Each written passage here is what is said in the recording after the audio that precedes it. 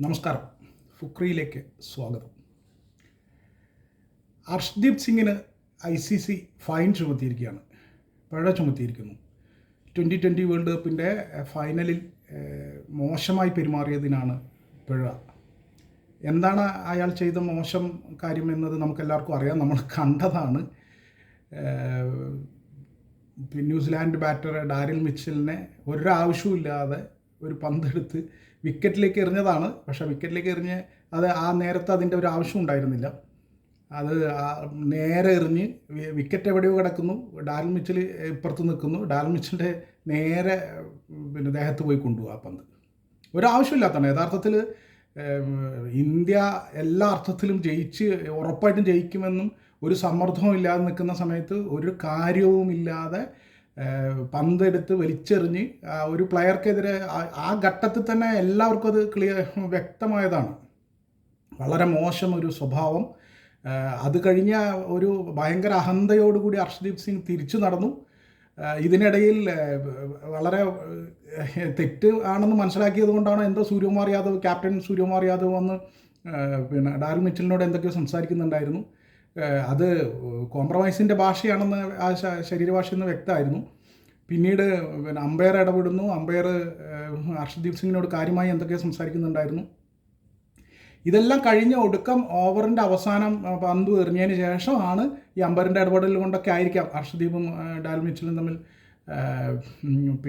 ഒരു ഒത്തുതീർപ്പിലെത്തുകയും കൈ കൊടുക്കുകയും ഒക്കെ ഉണ്ടായത്.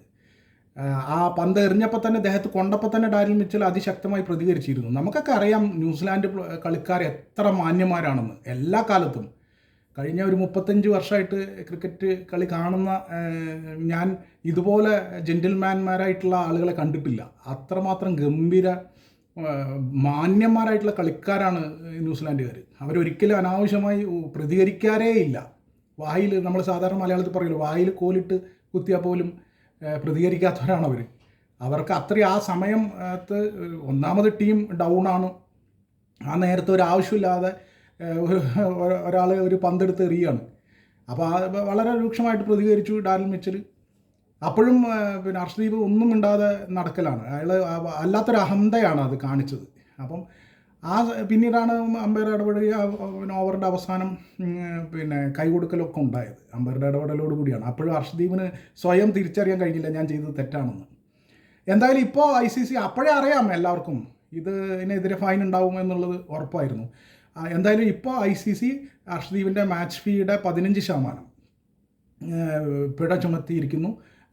ഒപ്പം തന്നെ ഒരു ഡീമെറിറ്റ് പോയിൻറ്റും. ഈ ഡീമെറിറ്റ് പോയിന്റുകളുടെ കാര്യം എന്ന് പറഞ്ഞാൽ 2 വർഷത്തിൽ, അതായത് 24 മാസം, 24 മാസം എന്ന് പറഞ്ഞാൽ 2 വർഷമാണല്ലോ. അപ്പോൾ 2 വർഷത്തിനിടെ 4 ഡീമെറിറ്റ് പോയിന്റ് കിട്ടിയാൽ ഒരു മാച്ച് സസ്പെൻഷൻ. അതാണ് നിയമം. അപ്പോൾ ലെവൽ 1 കുറ്റമാണ് ചെയ്തിട്ടുള്ളത്. അതിൻ്റെ അടിസ്ഥാനത്തിലാണ് ഇപ്പോൾ തൽക്കാലം 15% മാച്ച് ഫീ ആണ് ICC ചുമത്തിയിട്ടുള്ളത്. എന്തായാലും അർഷ്ദീപ് സിംഗ് വളരെ തിളക്കമേറിയ ഒരു വിജയത്തിന്, ഒരു കിരീടധാരണത്തിന് വളരെ മോശം ഒരു പെരുമാറ്റത്തിലൂടെ ഒരു മുദ്രയാർത്തി എന്നുള്ളതാണ്. അത് ഒരു കാരണവശാലും സ്പോർട്സ്മാൻ സ്പിരിറ്റിൻ്റെ ചേർന്നതല്ല. ഒരു സ്പോർട്സ്മാനും ഇത്തരം രീതിയിൽ പെരുമാറാനേ പാടില്ലാത്തതാണ്. പ്രത്യേകിച്ച് ഇന്ത്യ ഏത് സമ്മർദ്ദത്തിലും ചെയ്യാൻ പാടില്ല. ഇവിടെ ഒരു സമ്മർദ്ദം ഉണ്ടായിരുന്നില്ല ഇന്ത്യക്ക് മേൽ. ന്യൂസിലാൻഡിനെ ഏതാണ്ട് തോൽപ്പിച്ച ഘട്ടത്തിലാണ് ഇത് സംഭവിച്ചത്. അപ്പോൾ എല്ലാ അർത്ഥത്തിലും അഹന്തയാണ് കാണിച്ചത്. ഇതിൽ നിന്നെങ്കിലും അർഷ്ദീപ് സിംഗ് കാര്യങ്ങൾ പഠിക്കുമെന്ന് നമുക്ക് കരുതാം.